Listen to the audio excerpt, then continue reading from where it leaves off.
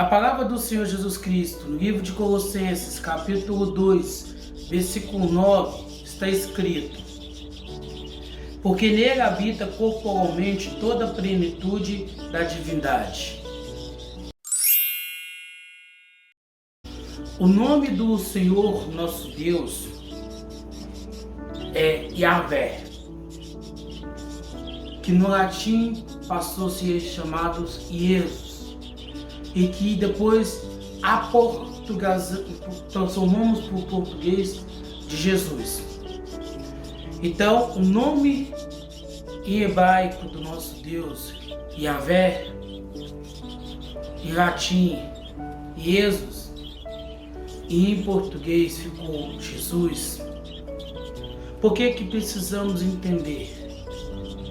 Para você compreender que não foi um homem que se tornou um grande pensador, um grande filósofo, alguém que propôs uma nova religião. Essa ideia de cristianismo foi algo inventado pela própria humanidade, sob até mesmo a orientação, acreditamos nós, de Satanás, para que pudesse, de certa forma, tentar limitar o poder do nosso Deus. O Senhor Jesus Cristo, ele se fez homem, ele veio até o nosso encontro, para que, estando ele próximo de nós, passando pelas mesmas circunstâncias da vida pela qual nós enfrentamos diariamente, ele pudesse mostrar para nós que é capaz, que existe a possibilidade de nós alcançarmos a graça, a santidade perante Ele. Não pense que o Senhor Jesus Cristo, quando Ele esteve aqui nessa terra, Ele não enfrentou, Ele não passou por dificuldade que Ele enfrentou. Ele passou por diversas situações na qual nós mesmos não suportaríamos, devido à fragilidade humana que nós temos.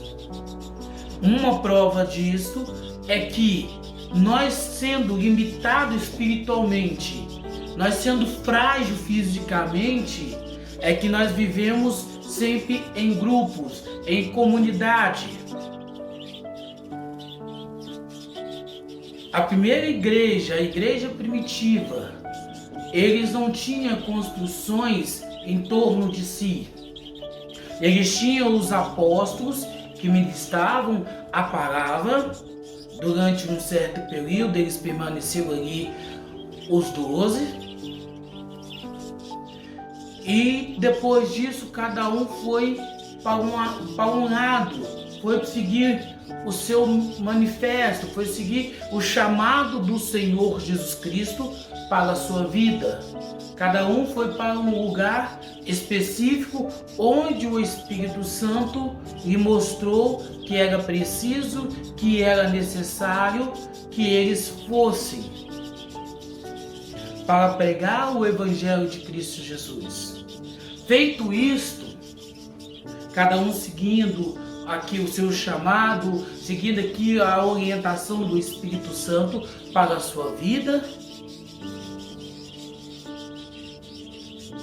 o número de cristãos multiplicou, porque em cada região que tinha alguém levantado pelo Senhor para ministrar a palavra, para testemunhar a vida de Cristo Jesus, ou até mesmo aquele que conviveu com os apóstolos e ouviu da boca dos próprios apóstolos o testemunho de Cristo Jesus, começou também a pregar, a ensinar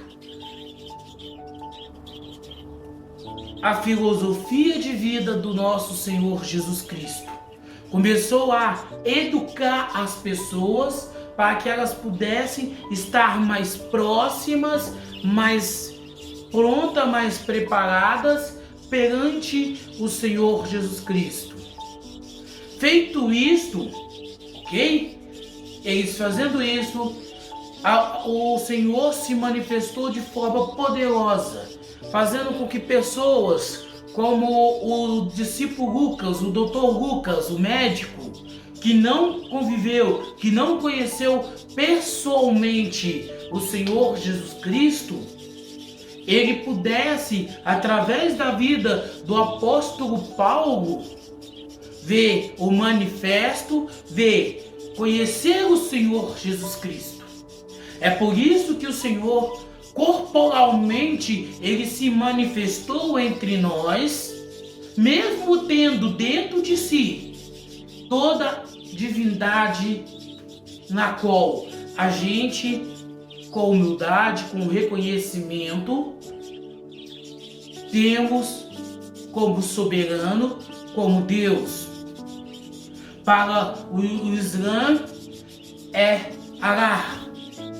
Para os judeus, Yahvé, o Messias. Para os latinos, e isso pegamos parte da Europa, como toda a América, é Jesus Cristo. Então, feito isso, entendemos a importância de que hoje, quando você ensina a palavra, porque não existe essa ideia de que eu sou líder, eu faço isso e todos estão sob as nossas cautelas. Somos todos discípulos de Cristo Jesus, cada um chamado para trabalhar, para operar, para ministrar a palavra do Senhor Jesus Cristo em cada área, de forma que possamos entender, de forma que possamos compreender a necessidade que cada um de nós temos, as limitações na qual nós vivenciamos todos os dias, mas sempre focado, sempre centralizado em pregar, em anunciar, em ensinar e aprender sobre a palavra do Senhor Jesus Cristo. Não existe um cristão, não existe um seguidor do Senhor Jesus Cristo verdadeiro que seja apto, que seja capaz de simplesmente viver, simplesmente compreender toda a natureza divina do Senhor Jesus Cristo. Precisamos estar sempre pronto a aprender.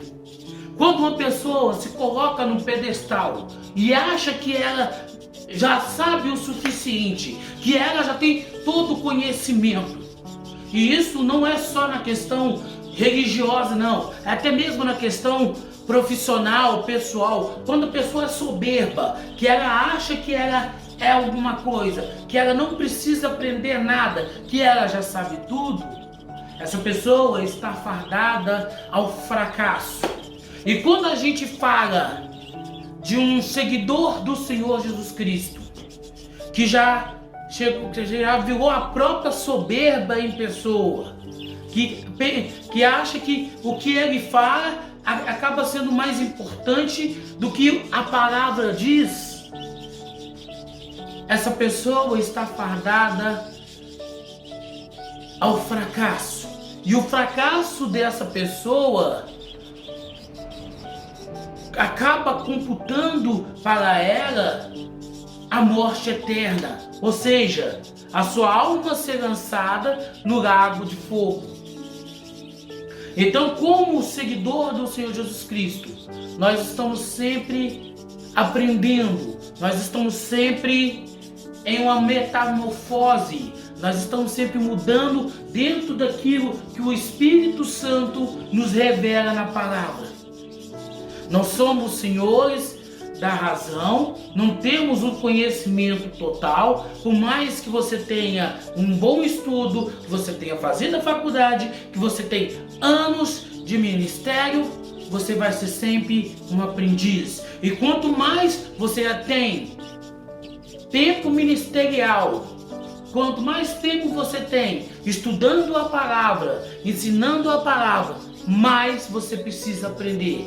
Porque se você não tiver apto, se você não tiver pronto para aprender, saiba que você está fardado a perecer.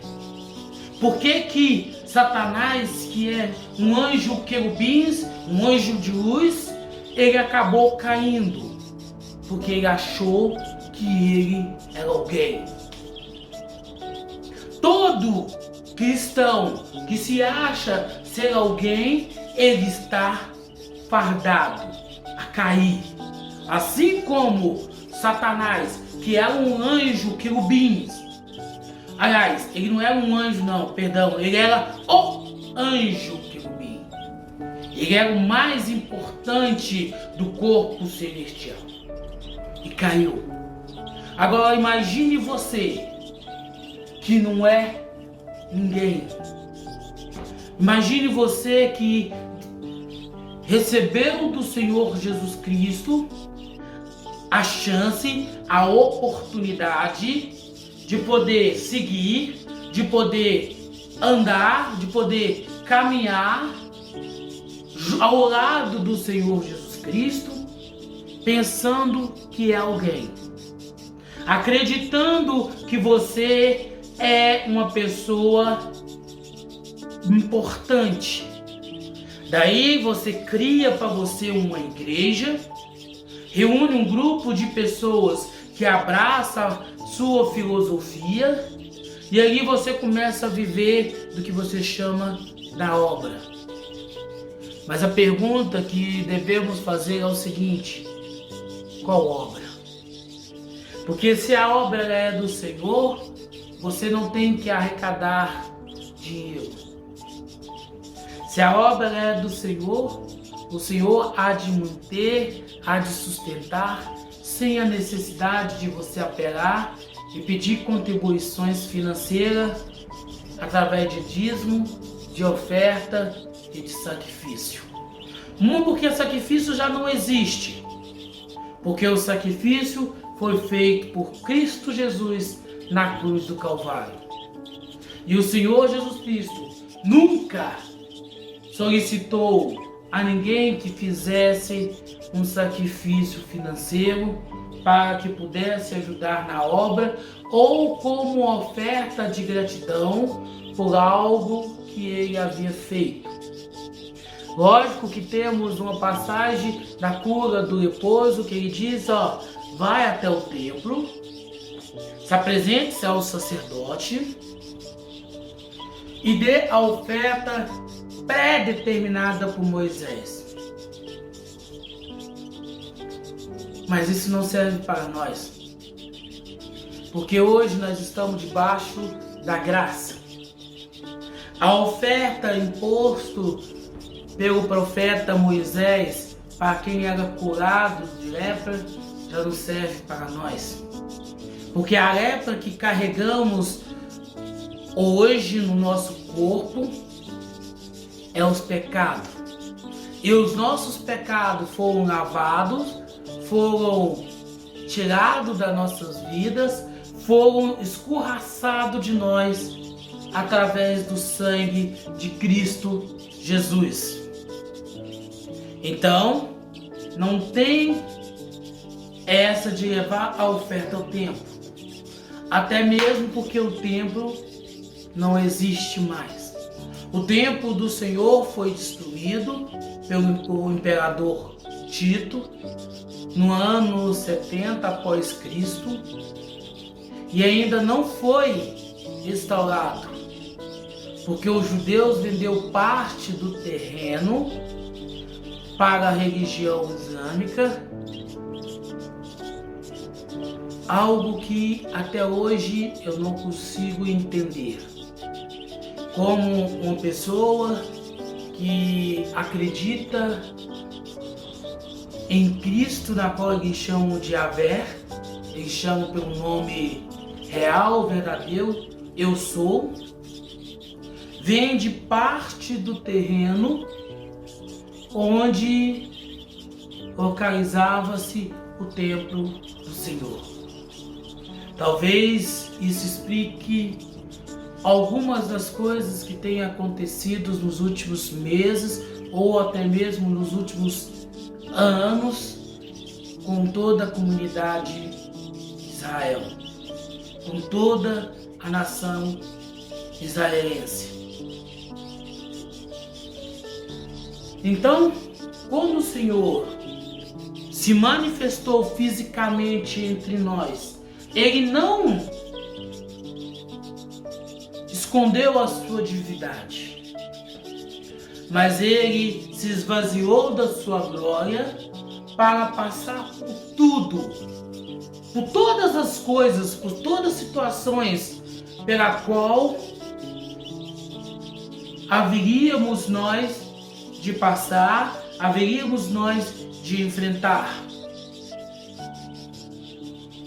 E você hoje está passando por um problema na sua vida, passando por uma situação na qual você pensa que o Senhor te abandonou, que o Senhor te deixou você de lado, que o Senhor virou as costas para você, porque você não tem visto resposta, você não tem visto solução para o problema, para a dificuldade, para a luta que você tem passado.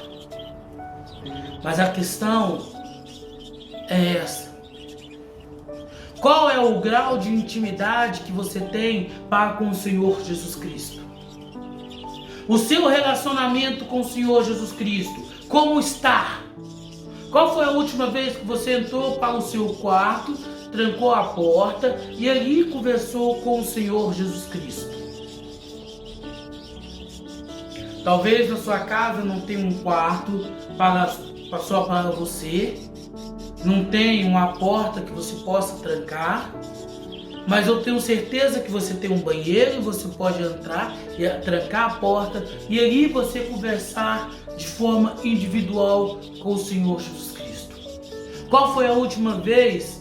Aliás, quando foi que você separou um tempo que você chegou para conversar com o Senhor Jesus Cristo e você foi sincero? Porque a religião cristã, o cristianismo, ele se dividiu em duas alas. Ou você é católico ou você é protestante. Só que você for olhar, nenhuma das duas faz sentido. Porque o catolicismo nasceu pela convenção do imperador romano Constantino. Sua mãe, a imperatriz Helena, também ao se converter ao cristianismo, ela visitou alguns locais onde ela pressupôs a igreja da Natividade, que ali o Senhor havia nascido, bem como a igreja do Santo Sepulcro. Aliás, se você tiver a oportunidade de visitar ambas as igrejas, assim como a Basílica de São Pedro, faça. É importante que você entenda a história do cristianismo para você compreender o quão mergulhado na apostasia hoje nós nos encontramos. Mas vamos lá.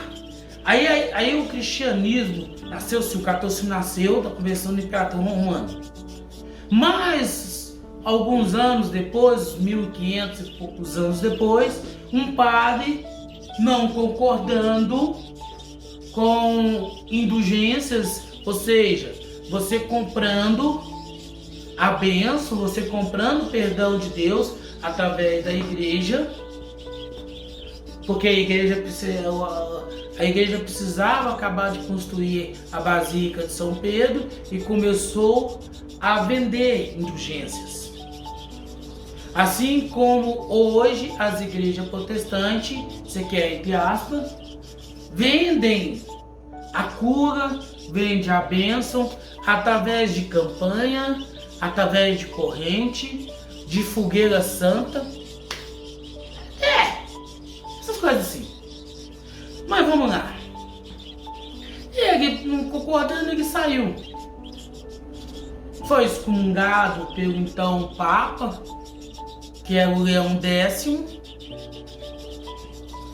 Ele também excomungou a igreja, na qual ele fazia parte, que é a Igreja Católica, e começou, juntamente com um grupo de pessoas que ele acompanhou, porque toda vez que você sai de algum lugar, você sempre leva alguém contigo, pessoas que partilham do mesmo pensamento, da mesma filosofia do que você. E feito isso, surgiu-se o protestantismo. Mas se você for olhar literalmente o que significa isso, é você estar protestando algo. Ou seja, o protestante está protestando o catolicismo. Então às vezes a pessoa pergunta para nós: o que você é? Você é católico ou você é protestante? Nenhum dos dois. Eu sou cristão. Eu sigo a Bíblia. Eu sigo aquilo que o Senhor Jesus Cristo deixou relatado no seu testamento. O que o Senhor relatou no seu testamento é o que eu sigo, é o que eu tenho como filosofia de vida. Não sou católico, não sou protestante.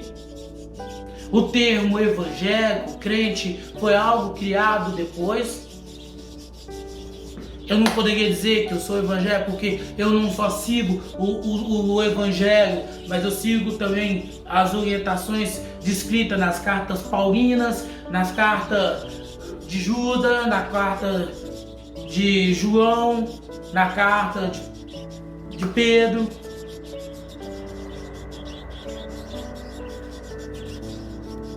Mas eu sou cristão. O termo certo para nós é cristão. Catolicismo, protestantismo foram algo criados depois. O catolicismo, que veio para justificar a religião cristã romana, e o protestantismo, que é algo que protesta contra. Eu não protesto contra o catolicismo. Até mesmo porque a minha vida ela é baseada na Bíblia. Ela é baseada no testamento deixado por Cristo Jesus através dos apóstolos e de discípulos como Lucas, que nos traz relatos sobre a vida do nosso Senhor, do nosso Salvador, Jesus Cristo. Então o termo legal que a gente deve usar é cristão.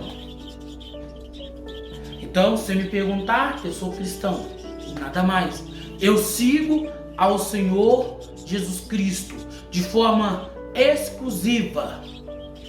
Eu não tenho vínculo com igrejas, eu não quero ser participante de criações de conceito, de doutrinas, mas eu quero viver a vida de Cristo. Eu quero que as pessoas olhem para mim e consigam enxergar através da minha vida a pessoa de Cristo. E todos que se diz seguidor, todo cristão deveria também pensar assim: de outras pessoas olhar para ele e não o ver como um religioso, mas conseguir enxergar através da sua vida, através dele, a pessoa de Cristo. Para que assim o Evangelho do Senhor possa continuar, possa permanecer, a ser pregado, a ser manifesto nas vidas das pessoas. Porque não adianta você ficar de forma alucinógena, pensando na volta de Cristo Jesus, se você não pregar o Evangelho de Cristo Jesus. Se você não der testemunho de Cristo Jesus, não adianta você ficar: ó, o Senhor está voltando. O Senhor voltará quando a sua palavra, o seu evangelho, for pregado em toda a circunferência do mundo, nos quatro cantos do mundo, quando todo mundo ouvir falar do amor de Cristo Jesus, o Deus único, o Deus absoluto, o Deus eterno, poderoso, o grande eu sou, aí sim, ele voltará para recolher aqueles que seguiram as suas orientações, obedeceram os seus mandamentos e viveram como se não tivesse vida, mas viveram para servir a Ele. Viveram simplesmente para pregar a sua palavra. E pregar a palavra do Senhor Jesus Cristo não é construção de parede, não é colocar telhado, mas é você no seu cotidiano, no seu dia a dia, falando do amor de Cristo Deus Pai para com a humanidade, a ponto dele fisicamente nascer do ventre de uma mulher, e ele escolheu uma jovem adolescente de aproximado 13 anos, mas que era comprometida com ele,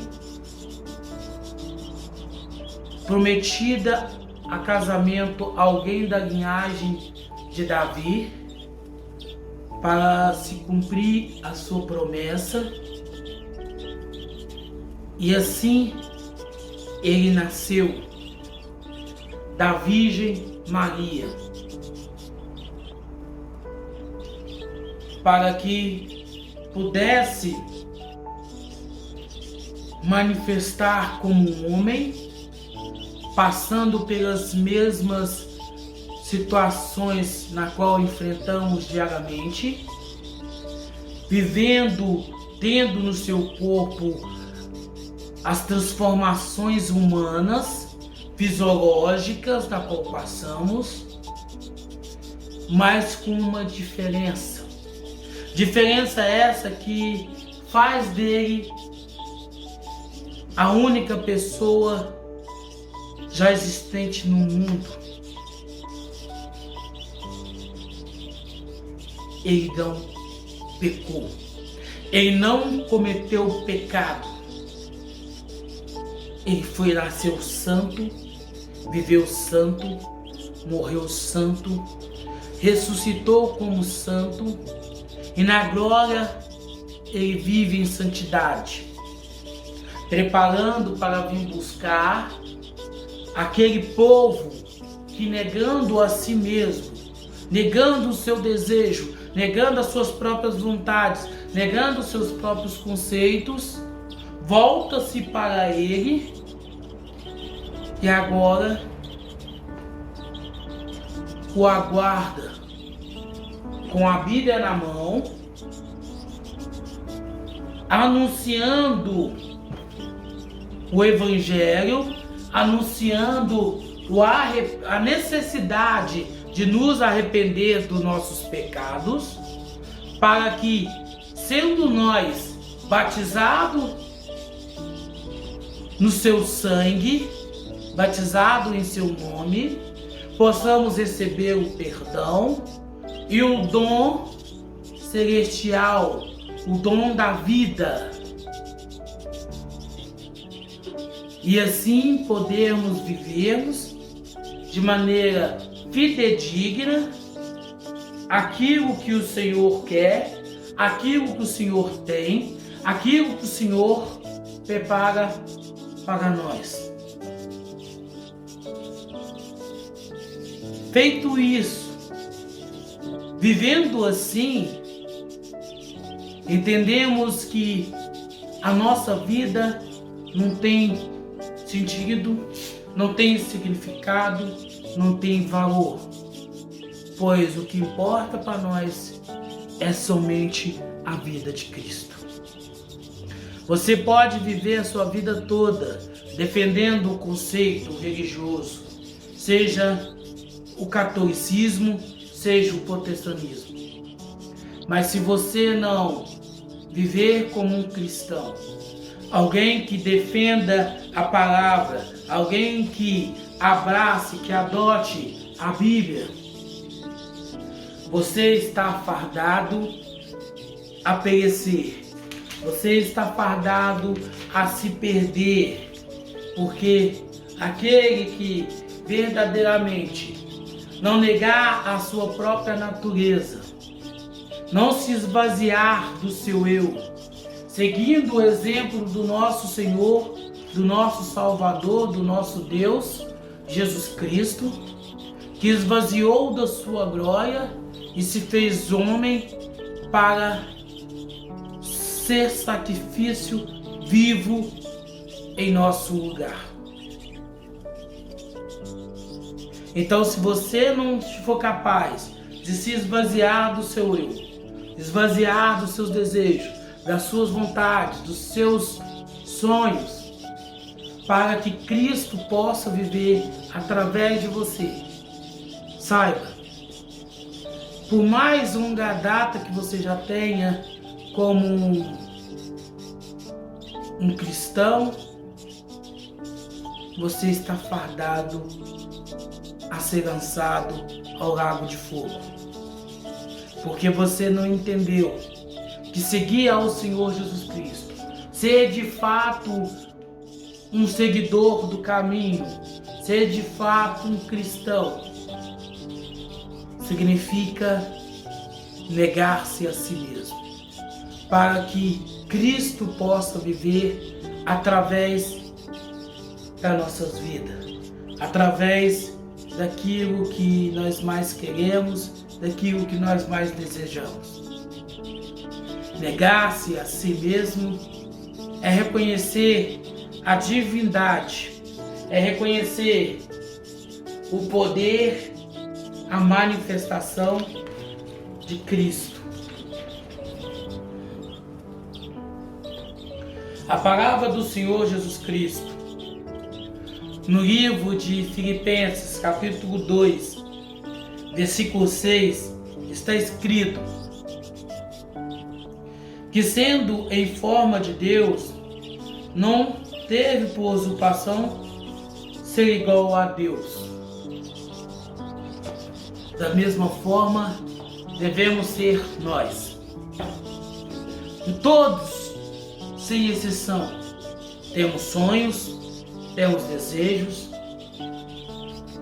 mas se não formos capazes de abrir mão daquilo que queremos, daquilo que sonhamos, daquilo que desejamos, para que Cristo possa viver através da nossa vida, assim como o Senhor, Ele sendo Deus, não usurpou a ser Deus aqui na terra, mas preferiu-se ser homem igual a nós, para mostrar para cada um de nós que é possível viver nesse mundo sem deitar-se com os prazeres deste mundo, sem deixar-se levar pelos desejos carnais, materiais, no qual nós, como ser humano, temos. Então, se nós não aprender a esvaziar do nosso querer, se nós não aprender a esvaziar do nosso desejo, da nossa vida, do nosso querer, nós não temos aptidão. Nós ainda não estamos prontos para herdar o reino dos céus. O Senhor deixou de ser o Deus absoluto, não se mostrou como Deus absoluto quando ele nasceu da Virgem Maria, para que pudéssemos nós entender que ele fisicamente, corporalmente, ele se faz presente no nosso meio, hoje, dentro de nós, e a outras pessoas através de nós, para que os seus ensinamentos, a sua palavra, o seu evangelho possa permanecer, possa continuar a ser ensinado, a ser pregado, para que pessoas que não conhecem, que nunca ouviu falar do amor de Cristo Jesus, o Deus absoluto, o Deus único e verdadeiro, tem para com a humanidade. Então, é preciso, é necessário. Quem não gostaria de ter uma boa casa, um carro, um bom emprego? Todo ser humano gostaria. Mas saber negar-se a si mesmo, aprender com o Senhor Jesus Cristo, se desfazer do seu querer, se desfazer da sua vontade, do seu desejo, é algo maravilhoso, é algo espetacular. Quando o Senhor estava no jardim do Getsêmani, e ali ele orava, na companhia de Pedro, Tiago e João, que estavam dormindo, ele dizia: Pai, se possível for, passa-se de mim esse cálice. E não foi uma, não foi duas vezes que ele orou assim: Pai, se for possível, passa-se de mim esse cálice. Essa oração que o Senhor fazia ali é uma oração para que hoje nós pudéssemos entender que, embora nós termos os nossos desejos, embora nós termos a nossa vontade, muitas das vezes será preciso recusar, negar-se a nós mesmos, porque ele complementa a sua oração dizendo: mas contudo seja feita a tua vontade. Mas contudo seja feita a sua vontade. Porque por mais que eu queira, por mais que eu sonho, por mais que eu desejo, a vontade do Senhor Jesus Cristo, ela tem que ser soberana na minha vida. Eu não posso dizer que eu sou um cristão e achar que o Senhor é um servo que vai estar me servindo, que vai estar fazendo os meus caprichos, que vai estar alimentando o meu ego. Não.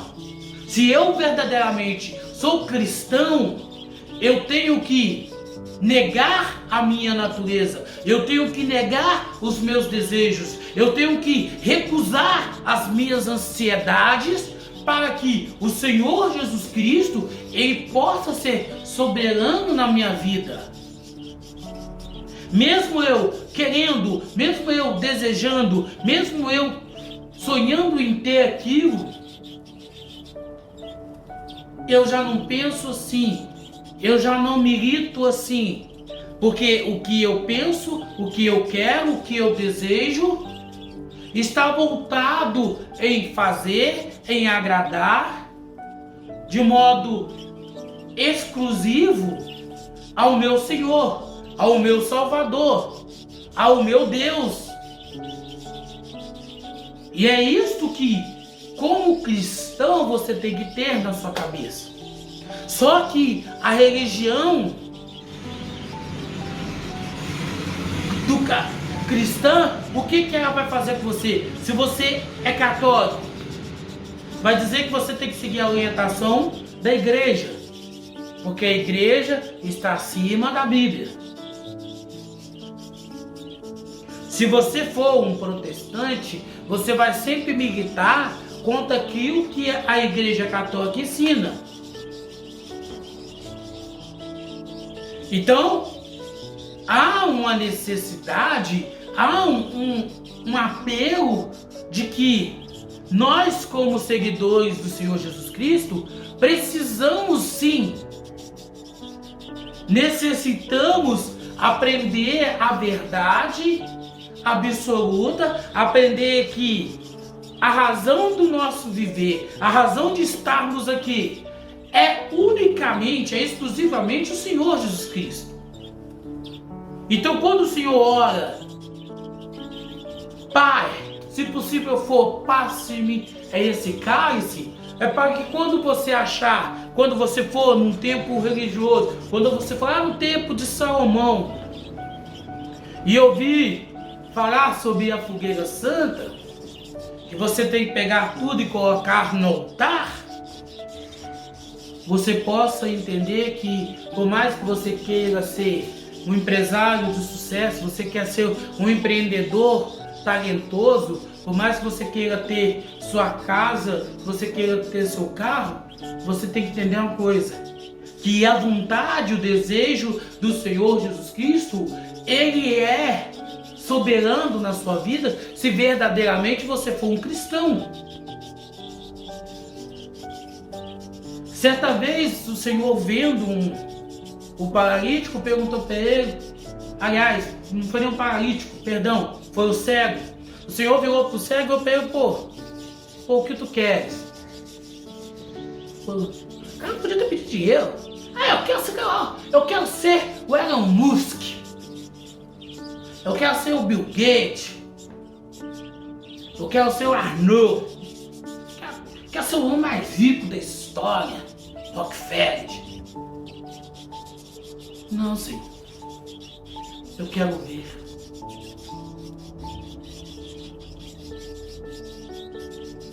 O Senhor todos os dias nos pergunta o que queremos. O que você quer, o que você deseja, o que você almeja. Seja lá o que for, lembre-se. Se possível for, Senhor, passa-se de mim esse cálice. Mas contudo, seja feita a tua vontade. Talvez você viver financeiramente nessa situação seja propósito do Senhor para que você possa permanecer na presença dEle, para que você possa continuar buscando sempre a sua face, a sua presença. Nós não sabemos nada do futuro. Nós não sabemos o que acontecerá conosco daqui a um minuto. Mas o Senhor Jesus Cristo, que nos criou, que nos formou, Ele sabe.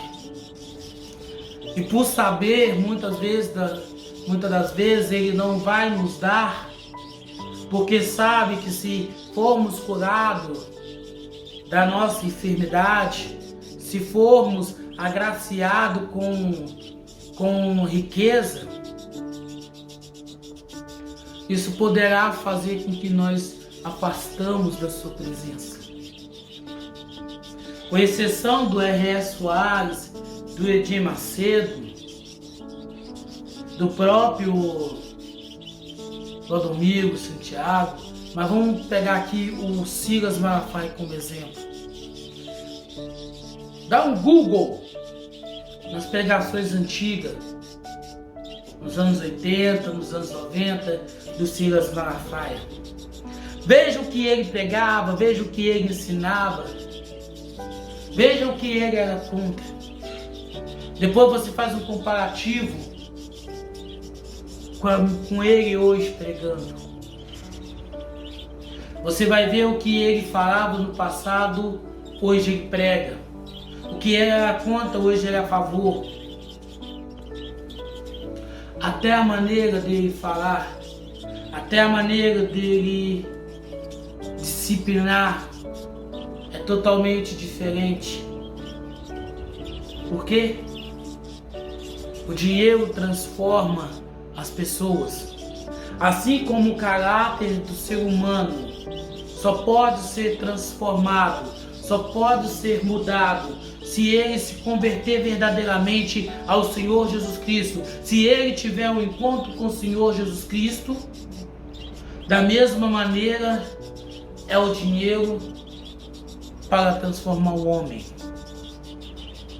Duas coisas transformam o homem: o encontro dele com o Senhor Jesus Cristo, onde a velha criatura é sepultada e um novo homem é nascido, e o dinheiro.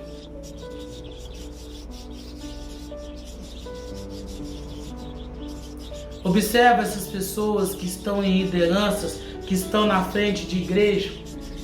Veja como eles eram, veja como eles é hoje. Não só as pessoas, não só os líderes protestantes, não. Mas podemos dar exemplo aqui de sacerdotes, de padres. Veja a diferença dos padres de antigamente para com as novas gerações de padres. Um que vive ao extremo, ora está magro demais, outra hora está forte demais, que fez fisiculturismo. O outro que vive no pecado da lascívia, nas redes sociais, e que não parece padre. Outro que é cantor sertanejo. Então entenda, até mesmo as igrejas, tanto católica como protestante, têm mudado a sua forma de pensar, a sua forma de agir, de atuar. Porque o dinheiro muda até mesmo as instituições. E a instituição religiosa, ela não é diferente. Então, antes de você ficar querendo, antes de você ficar desejando, antes de você ficar querendo ter as coisas, lembre-se de orar ao Senhor, falando para o Senhor Jesus Cristo, que com tudo na sua vida, na nossa vida, possa se realizar, possa concretizar o desejo, a vontade, o sonho do Senhor. E aquilo que queremos, que possa ficar em segundo, terceiro, em último plano. Porque o plano do Senhor sempre será melhor, sempre será aplausível, sempre será mais prazeroso para nossas vidas. Por mais que não entendemos, por mais que não compreendemos, mas o sonho, o desejo de Cristo Jesus sempre será a melhor saída para nossas vidas. A palavra do Senhor Jesus Cristo, no livro de Colossenses, capítulo 1, versículo 19, está escrito: porque foi do agrado do Pai que nele toda a plenitude habitasse. Foi da vontade do Senhor Jesus Cristo. Foi desejo dele que a plenitude, o desejo, a divindade, tudo estivesse com ele, mesmo ele estando na forma humana, no corpo humano. E que a plenitude do Senhor hoje possa ser sobre as nossas vidas, de maneira que a gente possa olhar para frente, a gente possa caminhar adiante, sem querer, sem desejar, sem sonhar, sem buscar os nossos próprios anseios, mas sempre querendo que a vontade do Senhor, o desejo do Senhor possa permanecer nas nossas vidas, possa ser soberano no nosso ser, de modo que não vivemos mais nós mesmos, mas o Senhor, como Deus Altíssimo, como Deus poderoso, soberano, possa reinar na nossa vida. Pense assim, toda vez que você querer algo, toda vez que você desejar algo, ore isso, ore ao Senhor Jesus Cristo. Apresenta-se o que você quer perante o Senhor, não prometendo nada em troca, mas abra o seu coração para o Senhor Jesus Cristo. E ao finalizar a sua oração, no término da sua prece, você possa falar, você possa dizer com sinceridade: mas contudo seja feita a tua vontade. Mas contudo seja feita a sua vontade. Fazendo isso, você não vai ser uma pessoa frustrante, você não vai ser uma pessoa decepcionada, você não vai ser uma pessoa que vive angustiada, que vive triste, mal-humorada, mal amada, porque você aprendeu que aquela situação, aquele momento, aquela circunstância que você está passando é permissão de Deus, é permissão de Cristo Jesus para a sua vida. E quando você faz isso, você vai entender, você vai compreender, você vai viver aquilo que o Senhor quer, aquilo que o Senhor tem, aquilo que o Senhor deseja para a sua vida. Ao mais, procure a felicidade. Procure demonstrar para as pessoas o mesmo amor no qual Cristo demonstrou por ti. Procure retratar para as pessoas o mesmo amor no qual o Senhor Jesus Cristo demonstrou por ti, porque Ele deixa bem claro: amarás o Senhor teu Deus de todo o coração. Ou seja, você deve amar ao Senhor Jesus Cristo de todo o coração, sendo de modo exclusivo devoto só dele, sendo de modo exclusivo somente a obediência a ele, e amar ao próximo como a ti mesmo. Como você gostaria de ser tratado? Como você gostaria que as pessoas se referissem a você? Como você gostaria que as pessoas demonstrassem carinho, amor, ternura, respeito, amizade para com você? Assim também você deve fazer para com as pessoas. Ah, mas eu não sei demonstrar amor. Mas gosta de ser amado, né, irmão? Hein, minha amiga? Você não sabe demonstrar carinho, né? Mas ser tratado com carinho, todo mundo gosta. Né? Ah, eu sou assim mesmo, eu sou tímido, eu não gosto de cumprimentar as pessoas. Mas quando o seu chefe chega e nem olha pra sua cara, você fica chateado. Porque com você ele não conversa, mas com o seu colega do lado ele conversa. Então lembre, a maneira com que você quer ser tratado, procure tratar as pessoas. A maneira com que você gostaria de ser respeitado, respeite as pessoas. Faça isso e você vai ver, você vai sentir a paz, o amor, a graça de Cristo na sua vida. Que o Senhor te abençoe e te guarde. O Senhor faça resplandecer o teu rosto sobre ti e tenha misericórdia de ti. O Senhor sobre ti levanta o teu rosto e te dê a paz.